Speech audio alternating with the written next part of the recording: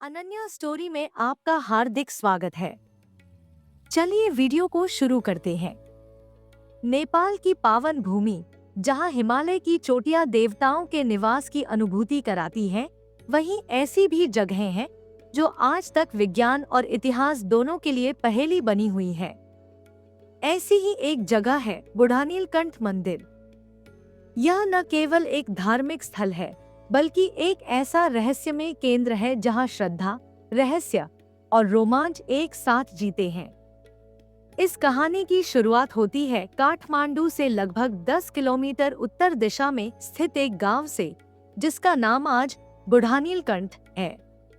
यह स्थान शिवपुरी पहाड़ियों की तलहटी में स्थित है और यहाँ स्थित है भगवान विष्णु की एक अत्यंत विशाल, शांति से लेटी हुई प्रतिमा, जो जलकुंड के मध्य स्थित है। यह मूर्ति किसी साधारण मूर्तिकला का उदाहरण नहीं है, बल्कि यह स्वयं अपने आप में एक चमत्कार और रहस्य है। किंवदंती है कि सदियों पहले यह पूरा क्षेत्र केवल खेतों और घने जंगलों से भरा हुआ था।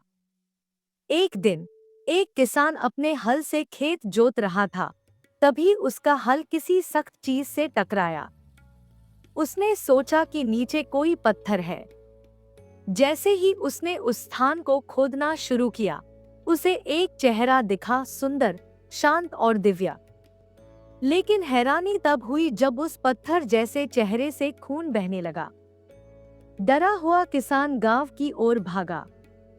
गांव वाले इकट्ठा हुए और मिलकर खुदाई की। धीरे धीरे एक अद्भुत मूर्ति निकलकर सामने आई। भगवान विष्णु, 4 भुजाओं में शंख, चक्र, गदा, पद्म धारण किए हुए, शेषनाग की शैया पर लेटे हुए, आंखें बंद, मुख पर अलौकिक शांति। यह दृश्य किसी स्वप्न जैसा था। लोगों ने उसी स्थान को पवित्र मानकर पूजा प्रारंभ कर दी। जब यह बात तत्कालीन राजा के कानों तक पहुंची, उन्होंने इसे चमत्कार माना और वहां एक मंदिर निर्माण करवाया। लेकिन मूर्ति को वहीं रहने दिया गया जहां से वह प्रकट हुई थी, क्योंकि माना गया कि यह कोई मानव निर्मित प्रतिमा नहीं है, बल्कि यह स्वयं भूमि से निकली हुई दिव्य उपस्थिति है। यह मूर्ति लगभग 17 फीट लंबी और 5 फीट गहरी है। यह एक एकल काले पत्थर से बनी है और शेषनाग के 11 फन इसके ऊपर फैले हुए हैं। इस मूर्ति की सबसे विशेष बात यह है कि यह जल में स्थित है, लेकिन सदियों से इसमें कभी काई नहीं जमी, यह कभी क्षतिग्रस्त नहीं हुई और इसके रंग या संरचना में कोई परिवर्तन नहीं आया। इतिहासकारों और वैज्ञानिकों के अनुसार यह मूर्ति लीच्छवी वंश 7वीं या 8वीं शताब्दी के समय की हो सकती है।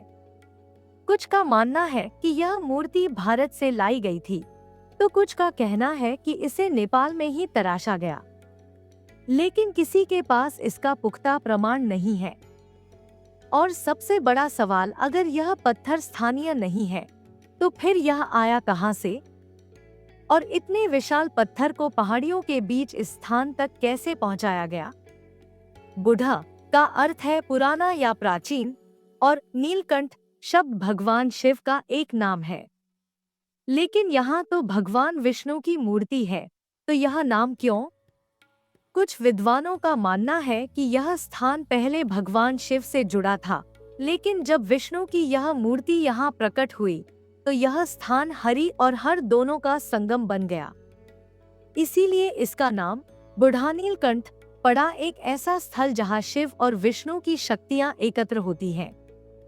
इस मंदिर से जुड़ी सबसे रहस्यमयी बात है एक भविष्यवाणी, जो आज भी लोगों को कंपा देती है। कहा जाता है कि जो भी नेपाल का राजा इस मंदिर के अंदर जाएगा, उसकी मृत्यु निकट होगी। इतिहासकार मानते हैं कि एक बार नेपाल के एक राजा ने इस चेतावनी को अनदेखा किया और मंदिर के अंदर जाकर दर्शन किए। कुछ ही दिनों बाद उनकी तबीयत बिगड़ने लगी और फिर उनका निधन हो गया। उसके बाद से नेपाल के किसी भी शाही सदस्य ने इस मंदिर में प्रवेश नहीं किया। यह बात आज भी नेपाल के शाही परिवार में मानी जाती है। बुढ़ानीलकंठ मंदिर के बाहर एक शिलालेख भी है, जिसमें यह चेतावनी दर्ज है। स्थानीय निवासियों के अनुसार इस मंदिर के नीचे गुप्त सुरंगों का एक जाल फैला हुआ है, जो पुराने समय में सीधे काठमांडू दरबार तक जाता था। ऐसा माना जाता है कि राजा और उनके प्रतिनिधि इस मार्ग से मंदिर तक आते थे या संकट के समय छिपकर निकल जाते थे। कुछ वृत्त बताते हैं कि वर्षों पहले एक साधु इन सुरंगों में गया था और फिर कभी वापस नहीं आया। आज भी इन सुरंगों को बंद रखा गया है और कोई जानता नहीं कि वे कहां तक जाती हैं। हर साल हरिबोधिनी एकादशी के दिन इस मंदिर में लाखों भक्त आते हैं। इस दिन विशेष पूजा होती है और कहा जाता है कि उस दिन मूर्ति की आंखें कुछ क्षणों के लिए खुल जाती हैं। कई भक्तों ने कहा है कि उन्होंने स्वप्न में विष्णु को इसी रूप में देखा जैसे वह स्वयं उन्हें बुला रहे हों। कुछ पर्यटकों ने अजीब अनुभव साझा किए हैं। एक महिला ने बताया कि जब उसने मूर्ति की तस्वीर खींची तो तस्वीर में सिर्फ प्रकाश की एक आकृति थी, मूर्ति नहीं। एक व्यक्ति ने कहा कि उसने जलकुंड के पास खड़े होकर प्रार्थना की और कुछ ही दिनों में उसकी असाध्य बीमारी ठीक हो गई। कुछ लोगों ने जलकुंड से निकलती हल्की गूंजें और मंत्रों की ध्वनि सुनी, जबकि वहां कोई नहीं था। जब इस मूर्ति की वैज्ञानिक जांच की गई तो यह पाया गया कि यह पत्थर स्थानिक नहीं है। इसके प्रकार की चट्टान नेपाल में कहीं नहीं मिलती।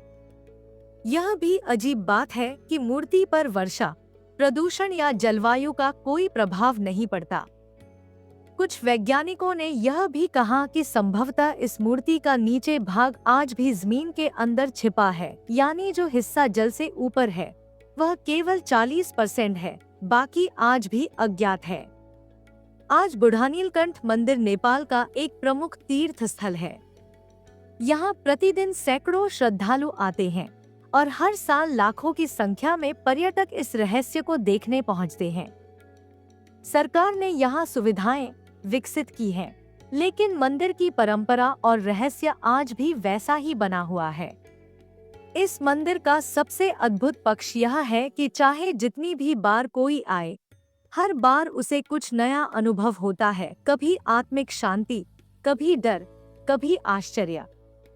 बुढ़ानीलकंठ मंदिर केवल एक धार्मिक स्थल नहीं, बल्कि यह एक आध्यात्मिक द्वार है जो भूत, वर्तमान और भविष्य तीनों को जोड़ता है। इसकी कहानी एक ऐसी यात्रा है जिसमें आस्था, विज्ञान, पौराणिकता और रोमांच सब कुछ समाहित है। आज भी वैज्ञानिक इसकी गहराई को नहीं नाप पाए, इतिहासकार इसकी उत्पत्ति पर एकमत नहीं है और श्रद्धालु इसे ईश्वर की जीवित उपस्थिति मानते हैं। यही इसे रहस्यमयी बनाता है। जो भी यहाँ आता है वह खाली नहीं लौटता, कुछ न कुछ यहाँ छोड़ जाता है, सवाल, श्रद्धा या सिहरन। क्योंकि बुढ़ानीलकंठ केवल एक मंदिर नहीं, एक अनंत रहस्य है।